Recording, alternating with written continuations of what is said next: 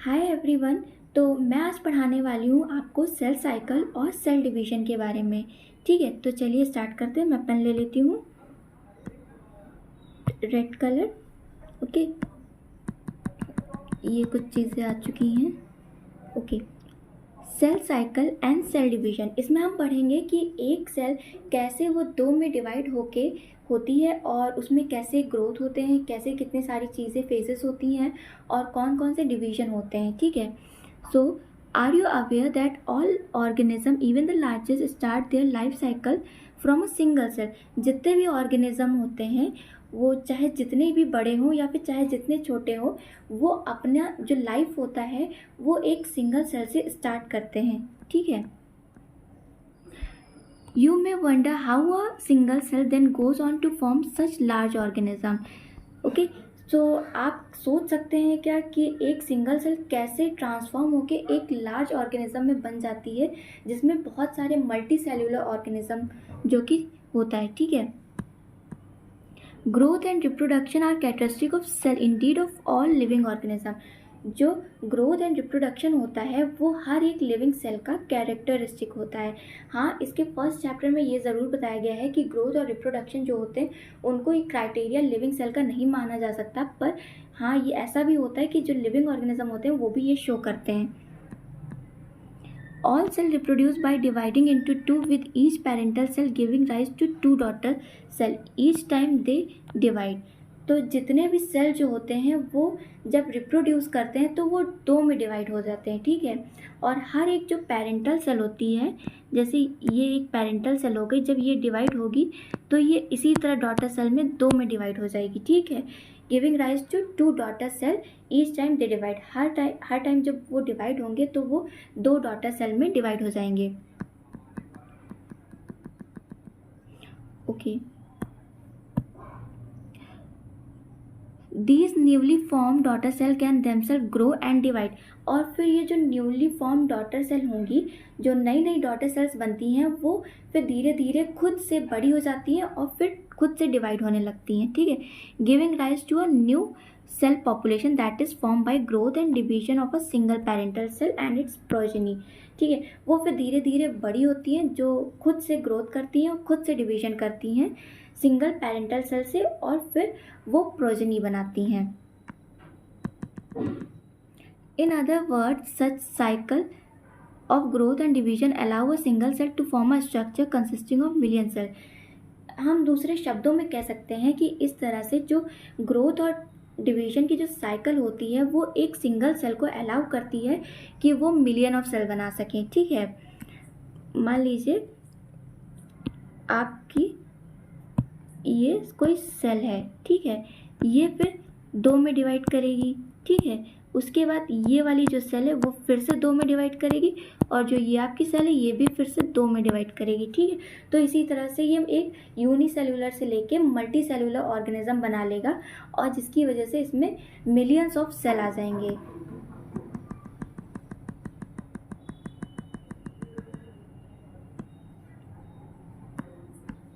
Okay, so second para हम start करते हैं जो कि है cell cycle. Cell division is a very important process of all living organism. Cell division जो है वो एक बहुत ही इंपॉर्टेंट प्रोसेस है, क्योंकि यही एक ऐसा प्रोसेस है जिससे एक सिंगल सेल दो में डिवाइड हो जाता है, और यही एक प्रोसेस है जिसकी वजह से हम एक छोटे बेबी से लेके एक बड़े से कन्वर्ट हो जाते हैं, बड़े इंसान में कन्वर्ट हो जाते हैं। ठीक है, during the division of cell, जब सेल का डिवीजन हो रहा होता है तब डीएनए रिप्लिकेशन होता है, cell growth also take place. ठीक है, अब ये कौन से फेज में होता है ये हम आगे नेक्स्ट पैरा में बताएंगे। नेक्स्ट पैरा में ये सारी चीज़ें पता चलेंगी कि डीएनए रेप्लिकेशन और सेल ग्रोथ कौन से फेज में होती है, पर अभी के लिए जो सेल डिवीजन है उसमें क्या होगा, डीएनए रेप्लिकेशन होगा और सेल ग्रोथ होगी। ऑल दिस प्रोसेस, ये जितनी भी प्रोसेस हैं जैसे कि cell division, DNA replication, cell growth, hence have to take place in a coordinated way to ensure correct division and formation of progeny cell containing intact genomes. ठीक है, ये हमारी जो भी प्रोसेस दी गई हैं, मतलब ये जो सेल डिवीजन हो गया, ठीक है, डीएनए हो गया, डीएनए रेप्लिकेशन हो गया और ये सेल ग्रोथ हो गई। तो इसमें क्या होता है, सबसे पहले आपका एक प्रोसेस होती है, फिर दूसरी प्रोसेस होती है, फिर तीसरी प्रोसेस होती है, मतलब एक के बाद एक कंटिन्यूअस प्रोसेस बनती जाती है। अगर आपको मैगी बनानी है सपोज करिए, तो उसमें पहले आप पानी डालेंगे ना, उसके बाद ही मैगी डालेंगे। ये थोड़ी ना पहले मैगी डाल देंगे फिर पानी डालेंगे, ऐसे तो मैगी बनेगी नहीं। तो जैसे मैगी बनाने के लिए कोई भी प्रोसेस ज़रूरी होता है एक सीक्वेंस में, वैसे ही सेल डिवीजन या सेल साइकिल के लिए जो प्रोसेस होती है वो भी एक कोऑर्डिनेटेड वे में चलती है, ठीक है। और फिर उसमें जीनोम भी ट्रांसफ़र होते हैं एक सेल से दूसरे सेल में, या फिर डिवाइड होके उसमें जाते हैं एक कोऑर्डिनेटेड वे में। The sequence of event by which a cell duplicated genome, जो सीक्वेंस होता है जिसकी वजह से एक सेल जो होती है वो जीनोम अपना डुप्लीकेट करती है, यानी अगर इसका ये सेल है, ये एक सेल है, इसका ये जीनोम है, तो वो डुप्लीकेट करेगी, ठीक है। तो इसका भी एक प्रोसेस होता है जिसकी वजह से ये डुप्लीकेट करती है, ठीक है। तो synthesize the other constituent of the cell and eventually divide into two daughter cell called cell cycle। अब भी जितने भी सेल में कोई भी ऑर्गेनेल पड़ी है तो उसको डिवाइड होना पड़ेगा। जैसे ये ऑर्गेनेल है, कोई भी मान लो माइटोकॉन्ड्रिया है या फिर कुछ भी है, तो उसको पहले डिवाइड होना पड़ेगा, ठीक है। ये दो हो गई, ठीक है। अब जाके ये जब डिवाइड करेगा तो ये एक सेल होगा, इसमें एक आ जाएगा, ये एक दूसरी सेल होगा, इसमें दूसरा आ जाएगा, ठीक है। तो ऐसे प्रोसेस होगी, ठीक।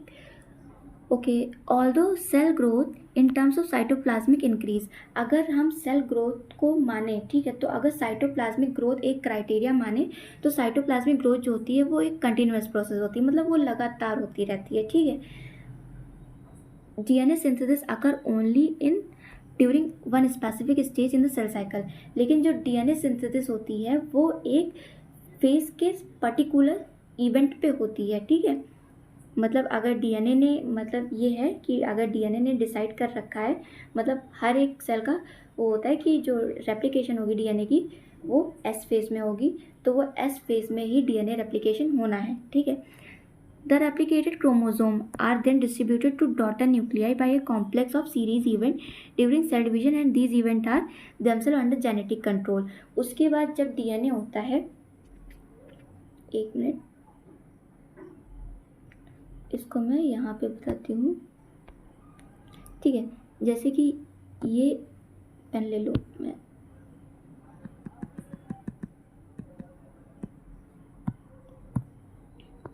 जैसे कि ये एक सेल है, ठीक है, सॉरी, ये एक सेल है, ये इसमें न्यूक्लियस था, ये इसका क्रोमोसोम था, ठीक है। ये दूसरी सेल, मतलब वही सेल जब एस फेज में आती है G1 फेज के बाद, तो इसका जो डीएनए होता है वो डुप्लीकेट हो जाता है, ठीक है। उसके बाद जब ये माइटोसिस या मियोसिस जो भी करेगी, ठीक है, पहले तो हम माइटोसिस का ही बता देते हैं, तो ये दो में डिवाइड हो जाएगी और ये इसका अंदर का न्यूक्लियस, और इसमें एक डीएनए आ जाएगा, इसमें दूसरा डीएनए आ जाएगा, ठीक है। तो ऐसे होती है ये प्रोसेस।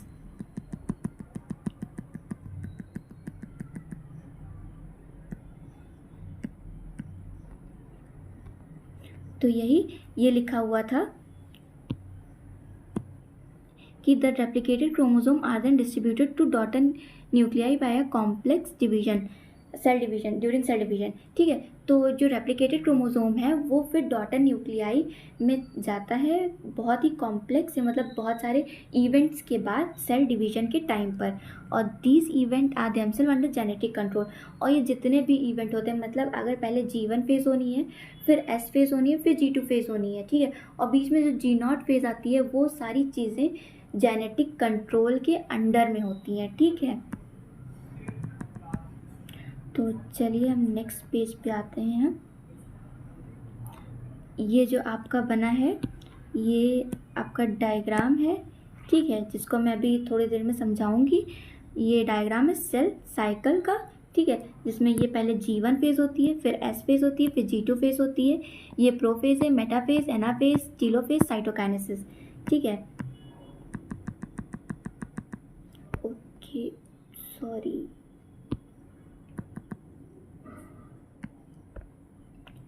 मैं कहीं स्पेस छोड़ रही हूँ, ये रही स्पेस, ठीक है, तो मैं कोई कलर ले लेती हूँ, रेड कलर। ओके, तो सबसे पहले हमें जो फेज होती है, ठीक है, वो एक बार हम थोड़ा देख लेते हैं क्या होता है। ठीक है, सबसे पहले एक इंटरकाइनेसिस होती है, मेरी राइटिंग बहुत ख़राब बन रही है, ठीक है, और एक एम फेज होती है, ठीक है, ये दोनों फेज होती हैं।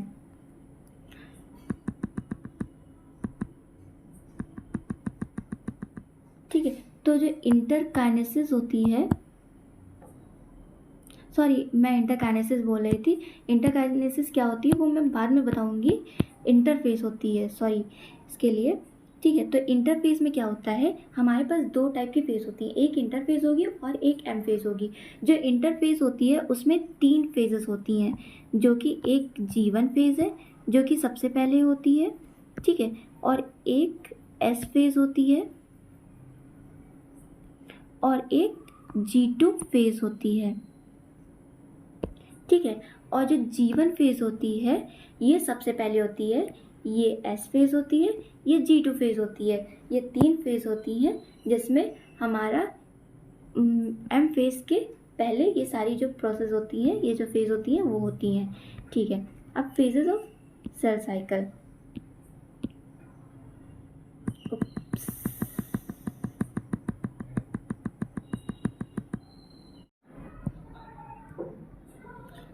Okay, then phases of cell cycle. A typical eukaryotic cell is illustrated by human cell in culture. मतलब जो भी ह्यूमन सेल है वो एक यूकैरियोटिक सेल है, ठीक है। These cells divide once in approximate every 24 hour. ये जो ह्यूमन सेल है वो अप्रॉक्सीमेटली 24 आवर में एक बार डिवाइड करती है, ठीक। However, this duration of cell can vary from organism to organism. लेकिन ये जो ड्यूरेशन है ये ऑर्गेनिज्म टू ऑर्गेनिज्म वेरी कर सकती है। जैसे कि अगर हम एक ईस्ट का एग्जांपल लें तो जो ईस्ट होती है वो 90 मिनट में एक बार डिवाइड करती है, but in the case of human the human cell divide in 24 hour. Okay, so the yeast for example can progress through the cell cycle in only 90 minutes and this duration of cell cycle can vary from organism to organism and also from cell type to cell type. मतलब ये organism से organism very करता है कि कितने देर में वो divide करेगी और कौन सा सेल का टाइप है, इस बात पे डिपेंड करता है कि वो कितनी देर में डिवाइड करेगा। Okay, the cell cycle is divided into 2 basic phases. जो सेल साइकिल है वो 2 फेज में डिवाइड किया गया है, जो मैंने अभी पहले बताया कि एक सेल साइकिल का कौन सा फेज हो जाएगा, एक सेल का, सॉरी एक मिनट, ये एक सेल का 2 में डिवाइड, मतलब 2 फेजेस होंगे उसके पास, एक इंटरफेस और एक एम फेज, ठीक है। और इसको एम फेज को हम लोग माइटोसिस फेज भी बोलते हैं। क्या बोलते हैं? Mitosis phase. सो 2 हमारे पास फेज हो जाएंगी, एक हमारे पास इंटरफेस हाँ, और एक M phase. Okay, the M phase represent the phase when the actual cell division start. ठीक है, द एम फेज रिप्रेजेंट, जो एम फेज होगा वो कब स्टार्ट होगा, जब एक्चुअल सेल डिवीजन स्टार्ट हो जाएगा। मतलब जो कि इंटरफेज होती है, जो इंटरफेज हमारे पास होती है उसमें क्या होता है, इंटरफेज में माइटोसिस में होने वाली डिवीजन की वो प्रिपरेशन कर रहा होता है, कि तैयारी कर रहा होता है। जैसे कि अगर हमें मैगी बनानी है तो उसमें प्याज पड़ता है, शिमला मिर्च पड़ता है, ये सारी चीज़ें पहले से हमें काट के रखनी पड़ेंगी। पहले हम उसकी प्रिपरेशन करेंगे, उसके बाद जाके मैगी बनाएंगे। तो मैगी बनाना इज एम फेज एंड उसकी प्रिपरेशन करना, जैसे कि प्याज काटना, शिमला मिर्च काटना, ये सारी चीज़ें उसमें इंटरफेज में आ जाएंगी, ठीक है। Okay, the actual cell division और mitosis occur and the interphase represent the phase between 2 successive M phase. और जो इंटरफेज होता है वो जैसे एक ये एम फेज हो गई, ये दूसरी एम फेज हो गई, तो इसके बीच में जो होगी तो ये इंटरफेज होगी, ठीक है, ये इंटरफेज कहलाती है। Okay, it is significant to note that in 24 hour, ये पेन मेरा चला गया, हाँ, it is significant that to note that in the 24-hour average duration of cell cycle of a human cell division proper lasts for only about an hour। जैसे कि हमने बताया कि जो तैयारी होती है किसी भी चीज़ करने की, जैसे कि आप किसी भी कंपटीशन की तैयारी कर रहे हो, ठीक है, तो उसकी प्रिपरेशन करने के लिए लगभग आपको 1 साल की तैयारी करनी पड़ेगी, ठीक है। जैसे कोई भी एक कॉम्पिटिशन का एग्ज़ाम ले लीजिए, लेकिन उसका पेपर 3 घंटे से लेकर 2 घंटे से लेकर 3 या 4 घंटे में उसका चला जाता है, तो आपको प्रिपेयर करने में मैक्सिमम टाइम लगता है और आपको जो उसका रिजल्ट होता है या फिर एक्चुअल जो प्रोसेस होती है वो बहुत ही कम टाइम में हो जाती है। तो वैसे ही ये जो 24 आवर है, तो इसमें हमें 24 आवर में ज़्यादा से ज़्यादा जो 95% होती है टाइम का 95% होता है, तो वो हमें इंटरफेस को देना पड़ता है, और जो 5% बचा हुआ होता है उस वो हमें एम फेज में जाता है, ठीक है। Okay,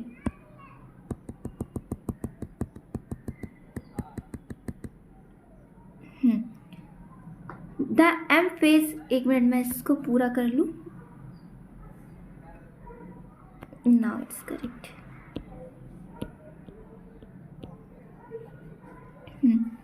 the M phase start with nuclear division. जो एम फेज होता है वो न्यूक्लियर डिवीजन से स्टार्ट होता है, ठीक है, जिसको हम लोग क्या बोलते हैं, सेपरेशन ऑफ डॉटर क्रोमोसोम, जिसको हम लोग कैरियोकाइनेसिस बोलते हैं।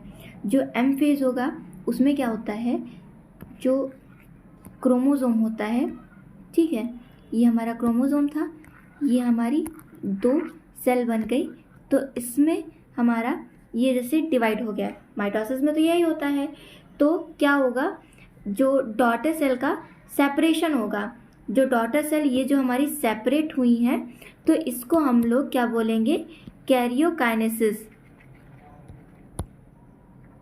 ठीक है। और जो एंड होती है with the help of cytoplasm division, और जैसे सबसे पहले जो एम फेज स्टार्ट होगी उसमें क्या होगा, न्यूक्लियर का डिवीजन होगा, न्यूक्लियर डिवीजन हो गया, उसके बाद क्या होगा, हमारी साइटोकाइनेसिस होगी, यानी साइटोप्लाज्म का डिवीजन, ठीक है।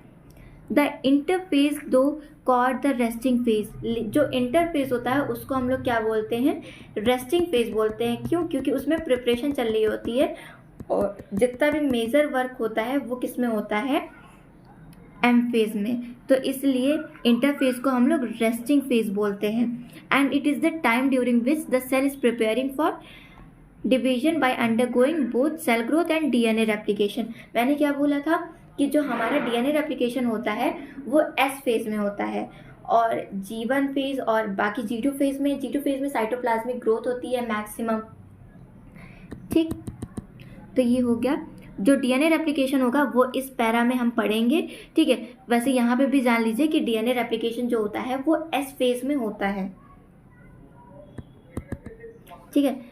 तो ये जो G1 फेज आई, ये जो G1 फेज आई सबसे पहले, फिर S फेज आती है, फिर G2 फेज आती है। तो जो हमारा इंटर फेज होता है वो 3 में डिवाइडेड होता है। एक G1, क्योंकि सबसे पहले G1 आता है, ठीक है, उसके बाद S फेज आती है, फिर G2 फेज आती है। G1 को हम लोग गैप फर्स्ट भी बोलते हैं, ठीक है। G1 को हम लोग गैप फर्स्ट भी बोलते हैं, और S फेज को हम लोग सिंथेसिस बोलते हैं, S for synthesis, G for gap, ठीक है। तो ऐसे ही हम लोग ये याद रखेंगे, ठीक है। नाउ नेक्स्ट पैरा पे आते हैं। G1 phase correspond to the interval between mitosis and initiation of DNA replication. G1 phase में क्या होता है, पहले जैसे ये जो आपका दिया हुआ है डायग्राम, ये वाला, ठीक है, इसमें क्या होता है, ये G1 फेज है, ठीक है, और ये ये पूरी M फेज हो गई। तो जो G1 फेज होती है वो किसके बीच पे होती है, ये यहाँ पे S फेज में डीएनए रेप्लिकेशन होगा, ठीक है, और ये माइटोसिस के फेज हो गई। तो G1 फेज जो होती है वो माइटोसिस फेज के बीच में और S फेज के बीच की ये ड्यूरेशन या फिर फेज होती है।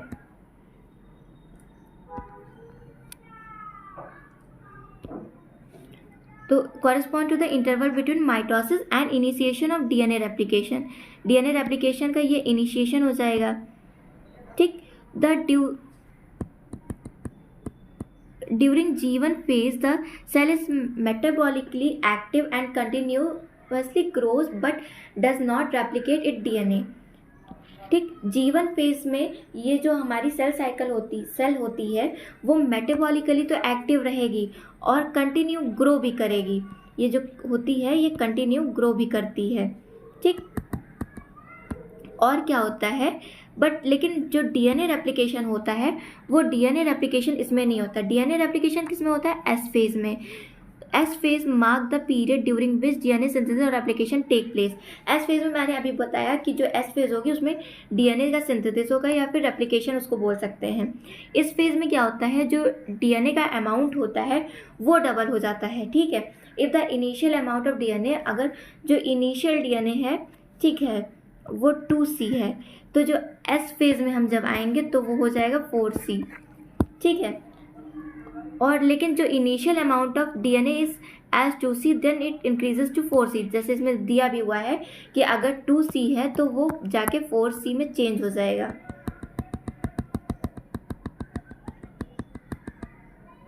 ठीक।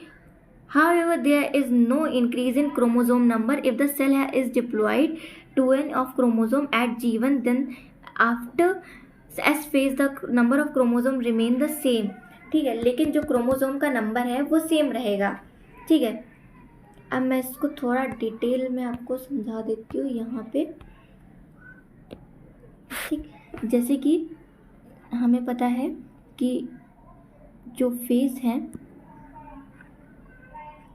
वो इंटरफेज और एम फेज में डिवाइड है, ठीक है। ये जो है ये G1 S और G2 में डिवाइड है, ठीक है। G1 में क्या होगा, हमारी सेल जो होगी वो मेटाबॉलिकली एक्टिव होगी, ठीक है। और जो एस फेज होती है इसमें डीएनए का रेप्लिकेशन होगा, ठीक। और जो G2 फेज है, ये अभी मैंने G2 फेज पढ़ाया नहीं है, पर देख लीजिए इसमें क्या होगा, मैक्सिमम ग्रोथ होती है, ठीक है। इसमें क्या होगा, मैक्सिमम ग्रोथ होगी। अब जैसे कोई भी सेल है, ठीक है, ये G1 इसकी है, ठीक है। यहाँ पे ऐसे इसका ये बाहर वाली जो लेयर है ये सेल है, ठीक है, और ये न्यूक्लियस के अंदर का है। तो न्यूक्लियस के अंदर में ये इसका क्रोमोसोम पड़ा है, ठीक। और फिर ये जब एस फेज में आएगा ये हो गई G1, और जब ये एस फेज में आएगा तो इसमें डीएनए रेप्लिकेशन होगी। ये मैंने थोड़े बड़ी बना दी है क्योंकि मुझे इसके अंदर का दिखाना है। एक्चुअल में इसका साइज़ G2 में इंक्रीज़ होता है, ठीक है, थोड़ा बहुत होता है लेकिन सबसे ज़्यादा G2 में इंक्रीज़ होता है। तो यहाँ पे क्या हुआ, ये हमारे डीएनए का ये रेप्लिकेशन हो गया, और ये कौन सी फेज़ थी, ये एस फेज़ थी, ठीक। और फिर क्या हुआ, यहाँ से जाके ये G2 में जाएगी, इसमें इसका साइज़ बढ़ जाएगा, ठीक है, ये डीएनए हो गया, ठीक। तो इस तरह से डीएनए का रेप्लिकेशन होता है, ठीक है, जो कि मैंने अभी बताया। चलिए अब G2 के बारे में हम देखते हैं। In animal cell during S phase DNA replication begin in the nucleus. जब भी जो एनिमल सेल है उसमें एस फेज के टाइम पे जो डीएनए रेप्लिकेशन होता है वो न्यूक्लियस में, जैसे मैंने अभी बताया कि जो भी सेल है तो इसके अंदर न्यूक्लियस के अंदर इसका डीएनए रेप्लिकेशन होगा, और एस में सेंट्रियोल डुप्लीकेशन भी होता है साइटोप्लाज्म में, क्योंकि जो सेंट्रियोल होता है वो तो साइटोप्लाज्म में ही होता है, ये जो सेंट्रियोल होगा वो तो साइटोप्लाज्म में ही होगा, इस वजह से उसका डुप्लीकेशन भी साइटोप्लाज्म में होता है। अब यहाँ पे G2 के फेज की बारी आती है। G2 phase protein are synthesized. कौन से protein, tubulin protein, okay, tubulin protein यहाँ पे सिंथेसाइज होते हैं। यहाँ पे प्रोटीन का नाम नहीं दे रखा है, पर एक्चुअल में ट्यूबुलिन प्रोटीन ही यहाँ पे सिंथेसाइज होते हैं, ठीक है, in the for mitosis while cell growth continues, और जो इसके साथ साथ है वो सेल ग्रोथ भी कंटिन्यू रहेगी, ठीक है। अब यहाँ पे थोड़ी और चीज़ें हम बता देते हैं जो कि है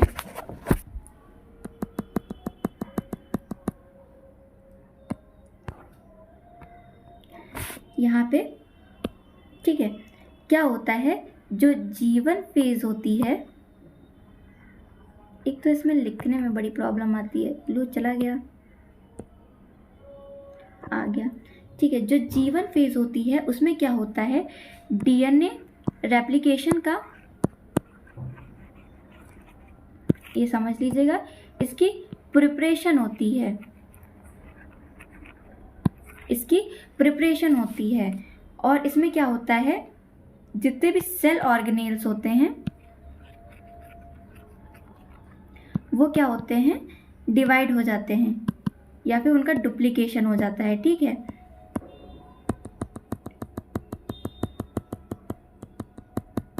ये कहीं पे लिख लीजिएगा जो भी आपकी रफ है, ठीक है, क्योंकि मेरी राइटिंग तो इतनी सुंदर इस पे बन नहीं पा रही है। जैसे कि गैप 1 है तो उसमें सारे ऑर्गेनेल्स जो हैं वो डुप्लीकेट हो जाएंगे, लेकिन कुछ बच जाएंगे। जैसे उसमें बचने वाले में से क्या हो जाएगा,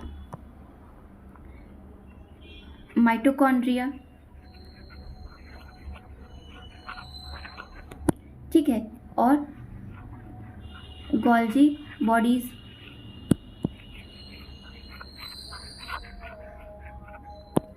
ठीक, और एक और होती है, वो होती है क्लोरोप्लास्ट में, ठीक। जीवन में सारी चीज़ें डिवाइड हो जाएंगी, मतलब सारी ऑर्गेनेल डिवाइड हो जाएंगे, पर ये 3 जो हैं ये बच जाएंगे, ठीक है। अब देखते हैं एस फेज में क्या होता है।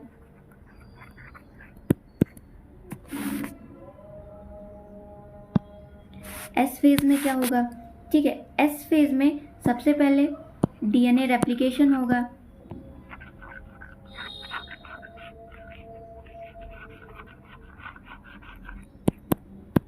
ठीक, सबसे पहले डीएनए रेप्लिकेशन होगा, ठीक है। उसके बाद क्या होता है, हिस्टोन प्रोटीन का सिंथेसिस होता है।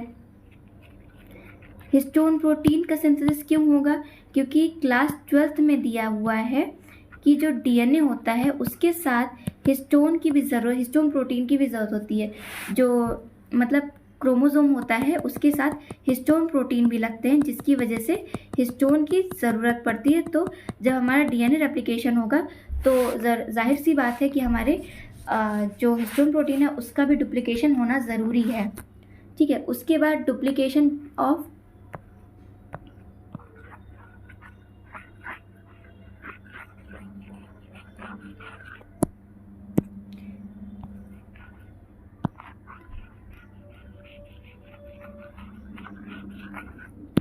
सेंट्रियोल, डुप्लीकेशन ऑफ सेंट्रियोल होगा, ठीक है।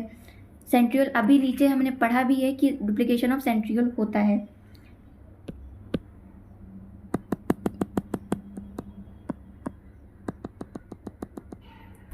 ओके, और जो और है वो क्या होगा, काइनेटोकोर,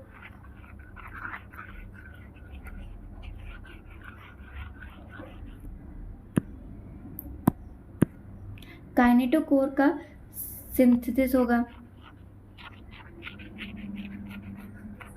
मेरी राइटिंग मुझे खुद नहीं समझ में आ रही, तो आप लोग को क्या समझ में आएगी। मेरी राइटिंग इतनी भी बुरी नहीं है,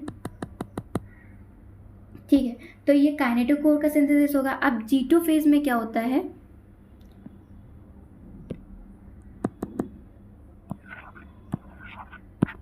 G2 में क्या होता है, माइटोकॉन्ड्रिया का, जो उसमें बच गए थे, माइटोकॉन्ड्रिया का सिंथेसिस होगा, मतलब डुप्लीकेशन होगा, ठीक। क्लोरोप्लास्ट का होगा, और एक जो था वो गोल्जी बॉडीज़ का डुप्लीकेशन होगा।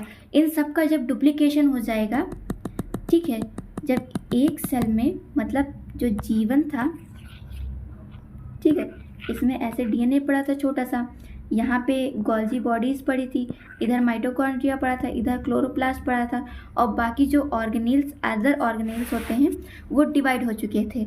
ठीक है, इसके बाद ये जब एस फेज में गया, क्या हुआ, इसका डीएनए रेप्लिकेट हो गया। ठीक है, इसमें जो हिस्टोन प्रोटीन थे उनका डुप्लीकेशन हो गया, और एक और चीज़ थी जो कि थी हिस्टोन प्रोटीन, वो भी उसका डुप्लीकेशन हो गया।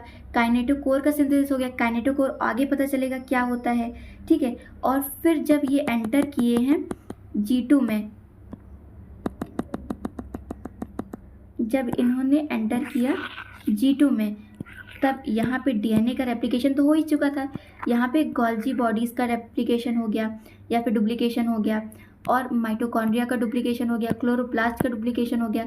तब ये जब एम फेस करके जब माइटोसिस करके जब डिवाइड होगी, तो ये जो 2 सेल बनेंगी, इसमें से एक ये वाला डीएनए यहाँ आ जाएगा, एक वाला डीएनए यहाँ चला जाएगा, एक गोल्जी बॉडीज़ यहाँ आ जाएगी, एक गोल्जी बॉडीज़ यहाँ चली जाएगी, एक माइटोकॉन्ड्रिया इधर, एक माइटोकॉन्ड्रिया इधर, एक क्लोरोप्लास्ट इधर, एक क्लोरोप्लास्ट इधर, ऐसे जाके ये जाके डिवाइड कर जाएगा। ठीक है, तो ऐसी ये प्रोसेस होती है जो कि मैंने बता दी है।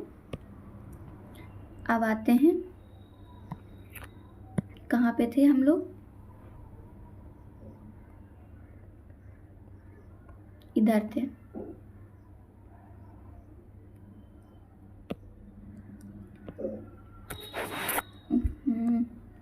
ठीक है, some cell in the adult animal do not appear to exhibit division. कुछ सेल होते हैं जैसे कि हार्ट सेल हो गया, तो उसमें डिवीजन नहीं होता है। ऐसा क्या होता है जो इसमें डिवीजन नहीं होता है? And many other cell divide only occasionally, या फिर कुछ ऐसी सेल होती हैं जो कभी कभी डिवाइड करती हैं। As needed to replace cell that have lost because of injury और सेल डेथ। जब कोई भी इंजरी हो जाती है या किसी भी सेल की डेथ हो जाती है, तो उन सेल्स को रिप्लेस करने के लिए या तो कुछ सेल जो होती हैं वो डिवाइड करती हैं, या फिर कुछ सेल जो होती हैं वो कभी डिवाइड ही नहीं करती हैं। ठीक है, जैसे कि उसका एग्जांपल हार्ट सेल हो गया। Okay, these cell that do not divide further exit G1 phase. ये जो सेल होती हैं ये क्या करती हैं, G1 फेज थी, S फेज थी और G2 फेज थी। तो ये जो G1 फेज जो हमारी फर्स्ट फेज इंटरफेज का पार्ट था, तो ये यहाँ से एग्जिट कर जाती हैं, मतलब ये S फेज में एंटर ही नहीं करती हैं, ये S फेज में एंटर ही नहीं करेंगी। ठीक है, ये S फेज में एंटर ही नहीं करती हैं। To enter in active stage called question stage. और ये जब एग्जिट कर जाती हैं G1 को, तो इनको हम लोग क्या बोलते हैं, क्वेश्चन स्टेज, मतलब इन्होंने लीव कर दिया, एग्जिट कर दिया सेल को। ठीक है, the cell in this stage remain metabolically active but no longer proliferate unless called on to do so. ये जो सेल होती हैं ये मेटाबॉलिकली तो एक्टिव रहती हैं, ये जो रहती हैं ये मेटाबॉलिकली तो एक्टिव रहती हैं, पर क्या होता है, ये जो सेल होती है वो डिवाइड नहीं करती। जब तक ऑर्गेनिज्म की कोई रिक्वायरमेंट नहीं होगी या फिर ऑर्गेनिज्म का कुछ काम नहीं होगा, तब तक ये एक्टिवली डिवाइड नहीं करेंगी, ये जीवन से एग्जिट कर जाएंगी। इनको हम लोग क्वेश्चन स्टेज बोलते हैं। ठीक है, in animal mitotic division is only seen in diploid somatic cell. अब सोमैटिक सेल क्या होता है, सोमैटिक सेल ये होता है कि जो भी हमारी गैमीटिक सेल होती हैं, जिनसे हमारा हैप्लॉइड, जैसे कोई भी डिप्लॉयड ऑर्गेनिज्म है, जैसे कि कोई भी 2n है, जैसे कि ह्यूमन बीइंग में ये 46 क्रोमोसोम होते हैं। ठीक है, 46 में जब सोमैटिक में डिवीजन होता है, ठीक है, सोमैटिक में जब डिवीजन होता है तो ये क्या करती हैं, ये 46 अगेन बना लेती हैं। लेकिन इसी 46 से जब गैमीट में, मतलब जो गैमीट वाली जो बनाने वाली सेल हैं, तो उनमें क्या होता है, उनको हम लोग n में चली जाती हैं और उसमें 23 क्रोमोसोम होते हैं। 23 क्रोमोसोम मदर में होंगे, ठीक है, 23 क्रोमोसोम फादर में होंगे, और ये जब बेबी में जाते, जब जाइगोट में आ जाते हैं, तो ये 46 फिर से बना लेते हैं। ठीक है, ऐसा होता है। तो सोमैटिक सेल क्या होती हैं, जो गैमीट को ना इन्वॉल्व करे, जो अदर सेल्स होती हैं जो कि डिप्लॉयड होती हैं, उन सेल्स को हम लोग सोमैटिक सेल्स बोलते हैं। ठीक है, However, there are few exception to this where haploid cell divide by mitosis. लेकिन छोटे छोटे प्लांट्स में जो ज़्यादा डेवलप नहीं है या फिर कुछ और हैं, जैसे कि मेल हनी बीज हो गई, ठीक है, जो कि हैप्लॉइड नेचर में होते हैं, तो वो क्या करते हैं, वो उनका जो सेल होती है वो भी हैप्लॉइड जो सेल होती है वो भी माइटोसिस से डिवाइड करती है, ठीक है। Against this the plant can show mitotic division in both, जैसे मैंने अभी कहा कि जो हैप्लॉइड और डिप्लॉइड होंगे उनमें माइटोटिक डिवीजन दोनों हो सकता है, जैसे कि कुछ प्लांट हैं, ठीक है। From the collection of alternation of generation in plant, जो कि चैप्टर 3 में है, जो कि मैंने अभी पढ़ाया नहीं है, ये मैं बाद में पढ़ाऊँगी, तो इसके बारे में भी मैं बाद में पढ़ाऊँगी, पर थोड़ा बहुत जान लीजिए कि जो भी हैप्लॉइड होता है तो उसमें और जो डिप्लॉइड होता है तो इन दोनों में क्या होता है, इन दोनों में माइटोसिस हो सकती है, ठीक है। लेकिन जो मियोसिस होती है वो किस में होती है, डिप्लॉइड में, ठीक है। डिप्लॉइड में ये जाके फिर ये 2n मतलब n बना लेगा और फिर एक n जो होगा वो मदर से आएगा, एक n फादर से आएगा और फिर ये 2n दोबारा बना लेंगे, ठीक है। तो ये प्रोसेस होती है।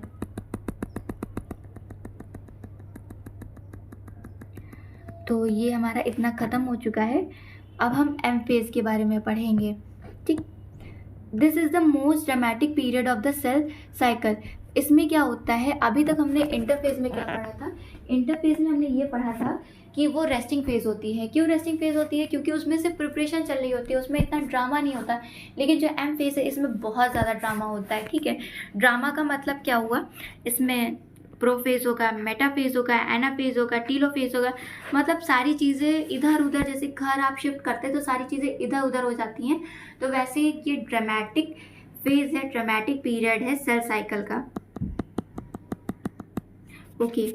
Involving a major reorganization of virtually all the component, जैसे कि मैंने अभी बताया, जैसे शिफ्टिंग होती है घर की तो सारा सामान इधर उधर हो जाता है, उसके बाद हम एक जगह पे फिर से रीऑर्गेनाइज करके रखते हैं जहाँ पे हम शिफ्ट हुए होते हैं, तो फिर से उसका रीऑर्गेनाइजेशन होता है सभी कंपोनेंट का सेल के, ठीक है। Since the number of chromosome in the parent and progeny cell is same, जैसे कि मैंने बताया था अभी कि जो डिप्लॉइड में होता है उसमें क्या होता है कि डिवीजन जब होगा तो 2n से वो 2n में ही जाएगा, ठीक है। तो क्रोमोसोम नंबर जो होंगे वो फिक्स रहेंगे, जो क्रोमोसोम नंबर होते हैं वो फिक्स रहते हैं, इसी वजह से इसको इक्वेशनल डिवीजन हम लोग बोलते हैं। क्या बोलते हैं, इक्वेशनल डिवीजन। तो जो हमारी माइटोटिक फेज होती है या फिर माइटोटिक डिवीजन होता है उसको हम लोग इक्वेशनल डिवीजन से बोलते हैं, ठीक है, okay. Though for convince mitosis has been divided into 4 stage, और इसीलिए जो माइटोसिस है उसको हम लोग 4 फेज में डिवाइड किए हैं, जो कि प्रोफेज है, मेटाफेज है, एनाफेज है, टीलोफेज है, ओके। तो ये सारी, ओके, तो ये मैं एक बार चेक कर लूँ, ओके, ठीक है। तो ये प्रोफेज हो गया, मेटाफेज हो गया, एनाफेज हो गया, टीलोफेज हो गया।